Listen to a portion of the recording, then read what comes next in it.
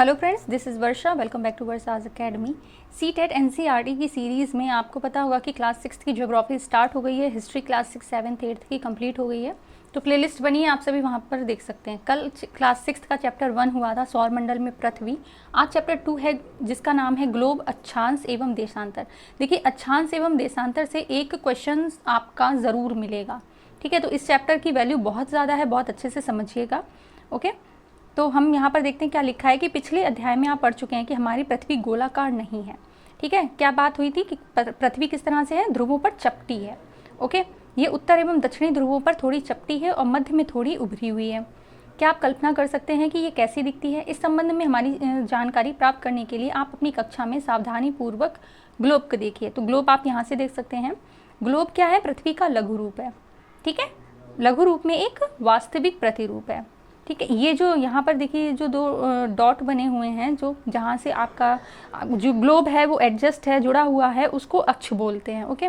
Globe विभिन्न आकार एवं प्रकार के हो सकते हैं। बड़े ग्लोब जो आसानी से एक स्थान से दूसरे स्थान नहीं ले जाए जा सकते हैं। पॉकेट में रखने योग्य छोटे ग्लोब, गुब्बारे जैसे ग्लोब जिसमें हवा भरी जा सकती है एवं आसानी से एक स्थान से दूसरे स्थान ले जाए जा सकते हैं।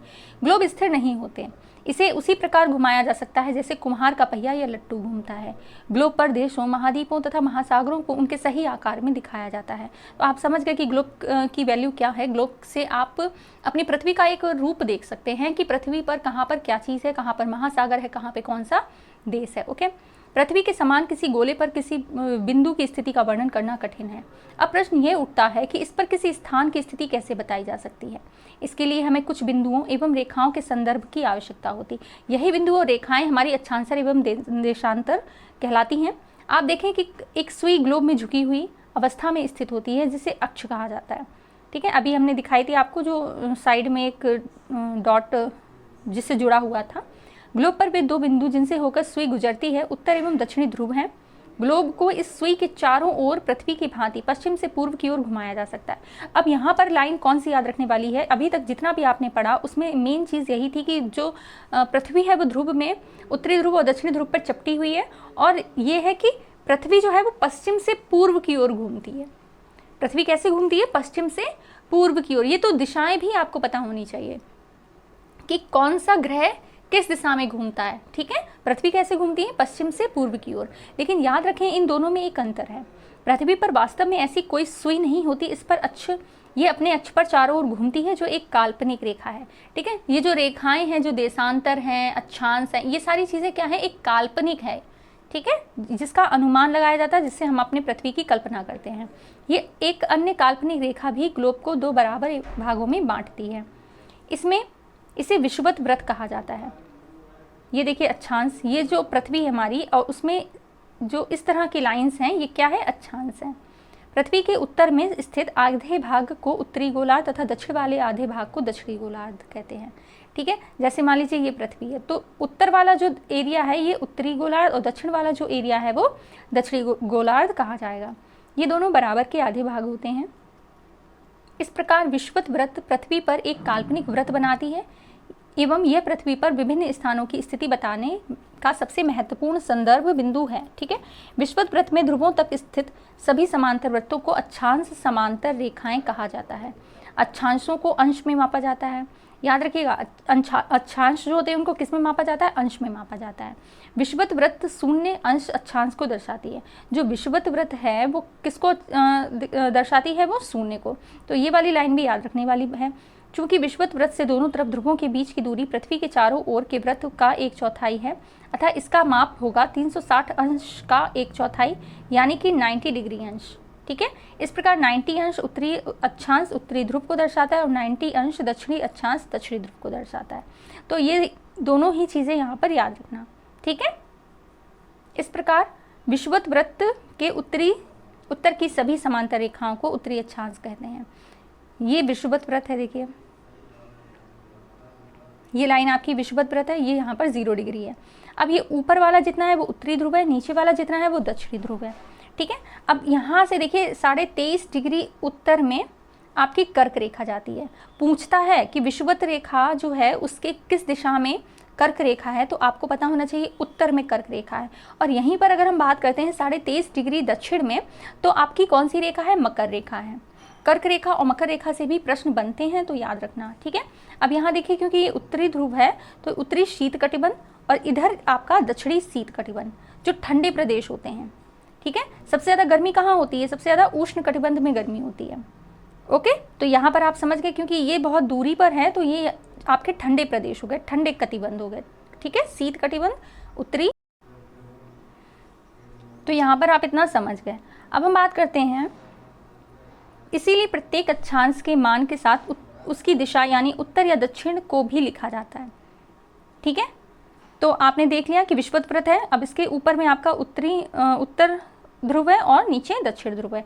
कर्क रेखा और मकर रेखा की स्थिति भी आपको पता होनी चाहिए कि विषुवत वृत्त के उत्तर में कर्क रेखा है और दक्षिण में मकर रेखा है। और डिग्री भी पता होनी चाहिए, 23.5 डिग्री में उत्तर में कर्क रेखा, 23.5 डिग्री जो दक्षिण में मकर रेखा है, और 66.5 डिग्री जो है आपका उत्तर दिशा में उत्तरी शीत कटिबंध है, और इतना ही आपका दक्षिणी शीत कटिबंध है, ठीक है।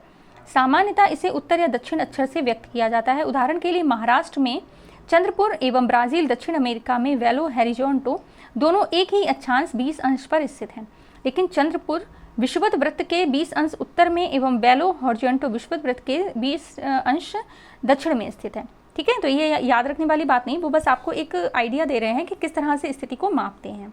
इसीलिए हम कहते हैं कि चंद्रपुर 20 डिग्री उत्तर अक्षांश पर तथा बेलो हॉरिज़ॉन्टल 20 डिग्री दक्षिण अक्षांश पर स्थित है। चित्र 2.2 में स्पष्ट है कि जैसे जैसे हम विषुवत वृत्त से दूर होते हैं अक्षांशों का आकार घटता जाता है। अब यहाँ देखिए, जो अक्षांश है ये कितनी ज़्यादा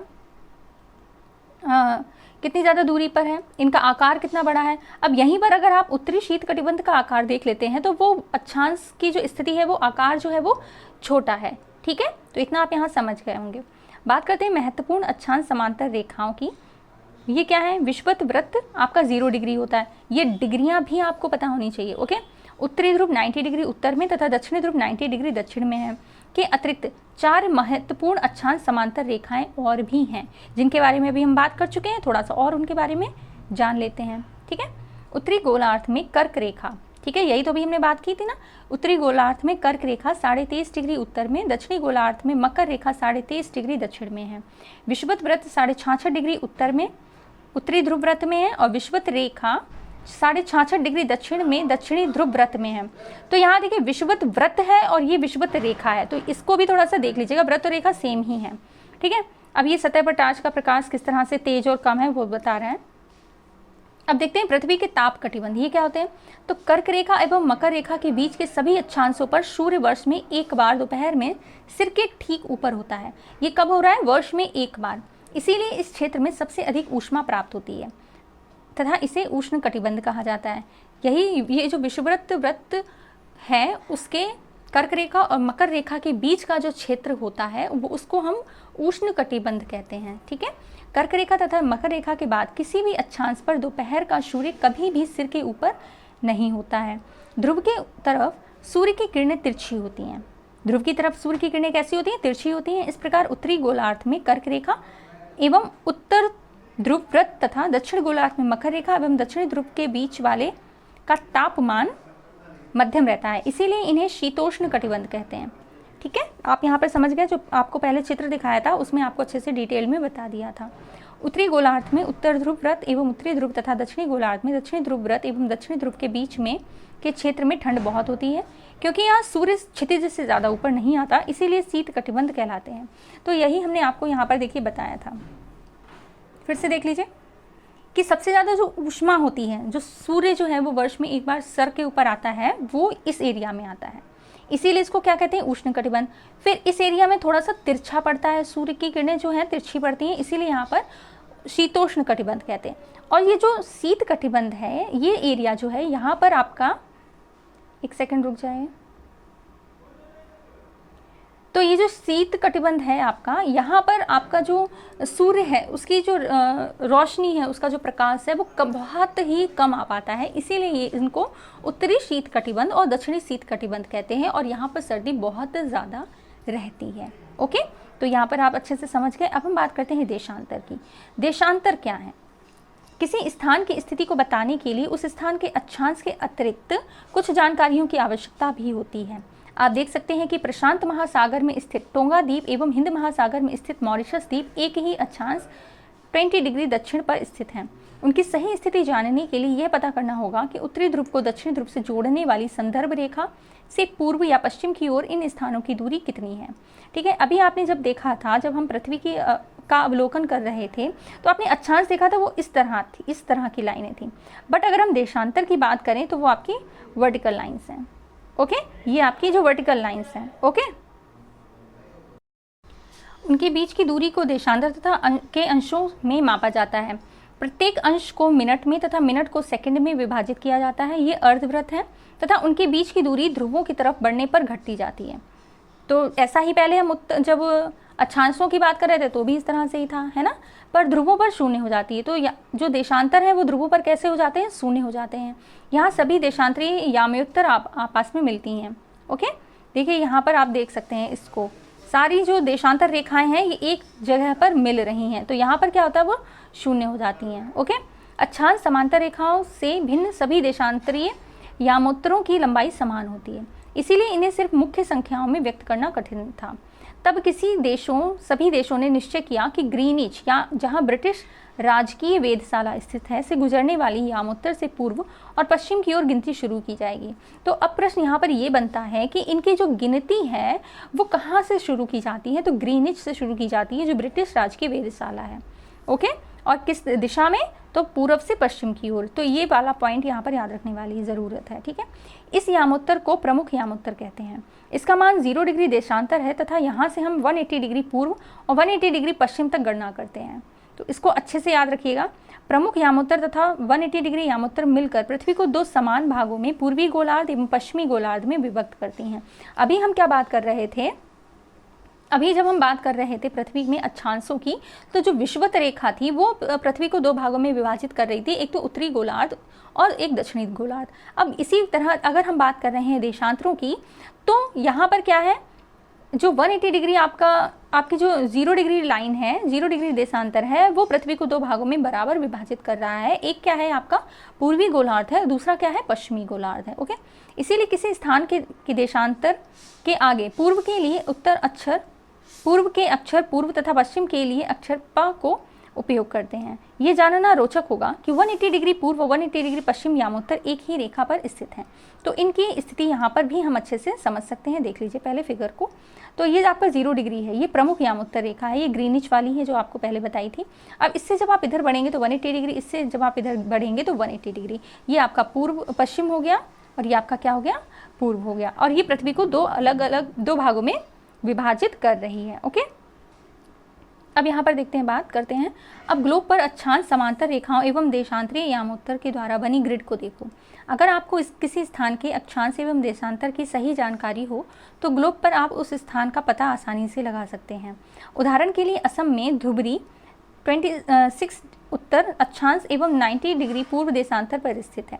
अब उस बिंदु को देखें जहाँ भी ये दोनों रेखाएं एक दूसरे को काटती हैं, ये बिंदु धुबरी की सही स्थिति होगा। ओके, इसको समझने के लिए कागज पर समान दूरी वाली क्षैतिज तथा ऊर्ध्वाधर रेखाएं खींचिए। ऊर्ध्वाधर रेखाओं की संख्या 1 2 3 4 तथा क्षैतिज रेखाओं को क ख ग घ अक्षरों से व्यक्त करें। जिन बिंदुओं पर ये ऊर्ध्वाधर एवं क्षैतिज रेखाएं एक दूसरे को काटती हैं, वहां कुछ छोटे वृत्त खींचिए। इन छोटे वृत्तों को आ ब स द तथा ध नाम से व्यक्त कीजिए। मान लीजिए कि ऊर्ध्वाधर रेखाएं एवं देशांतरों एवं क्षैतिज रेखाएं उत्तरी अक्षांशों को व्यक्त करती हैं। ओके, अब ये देख लीजिए, आपका जो विश्व का समय क्षेत्र है, ये प्रशांत महासागर है, अटलांटिक महासागर है, हिंद महासागर है। ये आपको जब PDF दी जाए तो आप इसको अच्छे से देख समझ लीजिएगा। ओके, अब हम बात करते हैं कि वृत्त अ ख उत्तरी तथा अक्षांश एक पूर्वी देशांतर में स्थित है, अन्य वृत्तों की स्थिति ज्ञात करें। तो ये इन्होंने यहाँ पर थोड़ा सा बता दिया है कि किस तरह है। अब बात करते हैं देशांतर और समय की। तो समय को मापने का सबसे अच्छा साधन पृथ्वी, चंद्रमा एवं ग्रहों की गति है। समय को मापने के लिए सबसे अच्छा साधन क्या है, पृथ्वी, चंद्रमा एवं ग्रहों की गति। सूर्योदय एवं सूर्यास्त प्रतिदिन होता है, अतः स्वाभाविक ही है कि ये पूरे विश्व में समय निर्धारण का सबसे अच्छा साधन है। स्थानीय समय का अनुमान सूर्य के द्वारा बनने वाली परछाई से लगाया जाता है, जो दोपहर के समय सबसे छोटी तथा सूर्योदय तथा सूर्यास्त के समय सबसे लंबी होती है। ठीक है, तो किस तरह से लोग पहले अनुमान लगाते थे जब घड़ी नहीं होती थी। ठीक है, समय का अनुमान सूर्य, चंद्रमा, पृथ्वी, ग्रहों से ही लगाया जाता था। ग्रीनिच पर स्थित प्रमुख यामोत्तर पर सूर्य जिस समय आकाश के सबसे ऊंचे बिंदु पर होगा उस समय यामोत्तर पर स्थित सभी स्थानों पर दोपहर होगी। ठीक है, तो समय का निर्धारण कहाँ से करते हैं? ग्रीनिच से करते हैं, ये याद रखिएगा। चूंकि पृथ्वी पश्चिम से पूर्व की ओर चक्कर लगाती है, ये पॉइंट भी याद रखने वाला है, अतः वह स्थान जो ग्रीनिच के पूर्व में है उसका समय ग्रीनिच समय से आगे होगा तथा पश्चिम में उसका समय पीछे होगा। ओके, कितने घंटे का अंतर होता है ये भी आपको पता होना चाहिए, ये हम देखेंगे अभी। समय के अंतर की दर की गणना निम्नलिखित विधि से की जा सकती है। पृथ्वी लगभग 24 घंटे में अपने अक्ष पर 360 डिग्री घूम जाती है। 24 घंटे में अपने अक्ष पर 360 डिग्री घूम जाती है, अर्थात एक घंटे में 15 डिग्री व 4 मिनट में 1 डिग्री घूमती है। ठीक है, ये याद रखिएगा, 4 मिनट में कितनी डिग्री घूमती है? 1 डिग्री घूमती है। इस प्रकार जब ग्रीनिच में दोपहर के 12 बजते हैं तब ग्रीनिच से 15 डिग्री पूर्व में समय कितना होगा? 15 में गुणे 4 यानी कि 60, भाई 15 4 60 मिनट। ठीक है, अर्थात ग्रीनिच के समय से 1 घंटा आगे, अर्थात वहाँ दोपहर का 1 बजा होगा। ये समय का निर्धारण है। ठीक है, लेकिन ग्रीनिच से 15 डिग्री पश्चिम का समय ग्रीनिच समय से 1 घंटा पीछे होगा, यानी वहाँ सुबह के 11 बजे होंगे। इस प्रकार जब ग्रीनिच पर दोपहर के 12 बजे होंगे उस समय 180 डिग्री पर मध्य रात्रि होगी। किसी भी स्थान पर जब सूर्य आकाश में अपने उच्चतम बिंदु पर होता है दोपहर में उसी समय घड़ी में दिन में 12 बजते हैं। इस प्रकार घड़ी के द्वारा दिखाया गया समय उस स्थान का स्थानीय समय होगा। आप देख सकते हैं कि दिए गए देशांतरी यामोत्तर पर सभी स्थानों का स्थानीय समय समान होता है। ठीक है, तो यहाँ पर आपने समझ लिया कि 4 मिनट में 1 डिग्री घूमती है, 1 घंटे में 15 डिग्री घूमती है। और ग्रीनिच से पूर्व में आपका किस तरह 15 डिग्री पूर्व कितना होगा? 1 घंटे। जिस तरह से ग्रीनिच में पूर्व में बढ़ेंगे और पश्चिम में बढ़ेंगे तो कम और ज़्यादा होता रहता है समय। हम मानक समय क्यों मानते हैं? मानक समय क्या है? अलग अलग यामोत्तर पर स्थित स्थानों के स्थानीय समय में अंतर होता है। ठीक है भाई, अब आपका जो टाइम है इंडिया में वो ज़रूरी नहीं ना आपका कि अमेरिका में भी वही टाइम चल रहा होगा, वहाँ का अलग होगा। तो ये जो समय का निर्धारण है ये मानक समय रेखा द्वारा किया जाता है। उदाहरण के लिए बहुत से देशांतरों से होकर गुजरने वाली रेलगाड़ियों के लिए समय सारणी तैयार करना कठिन होगा। भारत में गुजरात के द्वारका तथा असम में डिब्रूगढ़ के स्थानीय समय में लगभग 1 घंटा 45 मिनट का अंतर होगा।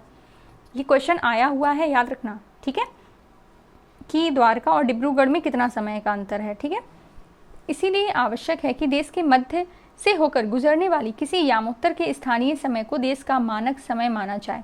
ये देखिए मानक यामोत्तर रेखा है, ये डिग्री देख लीजिएगा, पता होना चाहिए आपको। ठीक है, और कितना डिग्री पूर्व में है, कितना डिग्री पश्चिम में है, ये भी पता होना चाहिए। मानक समय की जो यामोत्तर रेखा है वो कौन कौन से क्षेत्रों से गुजर के जाती है भारत में, वो भी आपको पता होना चाहिए, कौन कौन से राज्यों से होकर जाती है। ओके, तो देखते हैं इस यामोत्तर रेखा के स्थानीय समय को पूरे देश का मानक समय माना जाता है।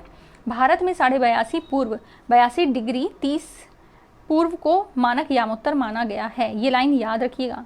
ठीक है, इस यामोत्तर के स्थानीय समय को पूरे देश का मानक समय माना जाता है। इसे भारतीय मानक समय के नाम से जाना जाता है। ओके, कबीर भोपाल के निकट एक छोटे से नगर में रहता है। वह अपने मित्र आलोक से कहता है कि वे लोग आज रात्रि में नहीं सो पाएंगे। भारत एवं इंग्लैंड के बीच एक क्रिकेट मैच लंदन में 2 बजे अपराह्न में शुरू होगा, अर्थात भारत के समय अनुसार मैच शाम 7:30 बजे शुरू होगा तथा देर रात्रि में समाप्त होगा। क्या आप जानते हैं कि भारत एवं इंग्लैंड के बीच समय में क्या अंतर है? वो भी देख लेते हैं भाई। तो भारत ग्रीनिच से पूर्व 82.5 डिग्री 30 पूर्व में स्थित है तथा यहाँ का समय ग्रीनिच समय से 5 घंटा 30 मिनट आगे है। तो ये बहुत ज़रूरी है, ये समय जो ना 5 घंटा 30 मिनट ये पूछा जाता है। ओके, इसीलिए जब लंदन में दोपहर के 2 बजे होंगे तो भारत में शाम के 7:30 बजे होंगे। तो ये टाइम नहीं पूछा जाएगा, पूछा ये जाएगा कि ग्रीनिच से और भारत के समय में कितने घंटे का अंतर है, तो आपको पता होना चाहिए 5.5 घंटे का। ओके, कुछ देशों का देशांतरीय विस्तार अधिक होता है जिसके कारण वहाँ 1 से अधिक मानक समय अपनाए गए हैं। उदाहरण के लिए रूस में 11 मानक समयों को अपनाया गया है, भारत में कितना है? 1 है। ओके, पृथ्वी को एक एक घंटे वाले 24 समय क्षेत्रों में बांटा गया है, ये भी याद रखिएगा। इस प्रकार प्रत्येक समय क्षेत्र में 15 डिग्री देशांतर तक के क्षेत्र को घेरता है। ओके, तो ये चैप्टर जो है आपका कंप्लीट होता है। यहाँ पर इसकी जो एक्सरसाइजेज हैं, ये सही उत्तर है, प्रमुख यामोत्तर का मान कितना है, ये जितने भी एक्सरसाइजेज हैं वो आप लोग कर लीजिएगा। PDF आपको टेलीग्राम चैनल पर प्रोवाइड करा दिया जाएगा। लिंक आपका डिस्क्रिप्शन बॉक्स में है, उसको ज़रूर देख लीजिएगा। Thank you so much for watching.